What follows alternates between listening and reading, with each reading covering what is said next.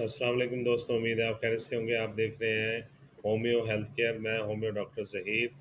आज मैं आपको मर्दों की ख़ास बीमारी जरियान के बारे में होम्योपैथी की मेडिसिन बताऊंगा भी, दिखाऊंगा भी, जिसे इस्तेमाल करने से इंशाअल्लाह ताला जरियान मनी जो है वो बिल्कुल ठीक हो जाता है। सबसे पहली मेडिसिन है जो हम देते हैं होम्योपैथी की, वो अवीना स्टाइवा। ये देखें 30 पोटेंसी में लेनी है, अवीना स्टाइवा। दूसरी मेडिसिन है चाइना ऑफिस, ये 30 पोटेंसी में लेनी है आपने, ये देख लीजिए चाइना ऑफिस। और तीसरी मेडिसिन है इसमें एसिड फास्ट, ये 30 पोटेंसी में लेनी है, ये देख लीजिए। ये तीनों मेडिसिन लेकर इनको आपस में मिला के 10 कतरे सुबह, 10 दोपहर, 10 शाम मरीज को देंगे तो जरियान मनी इंशाअल्लाह ताला बिल्कुल ठीक हो जाएगा।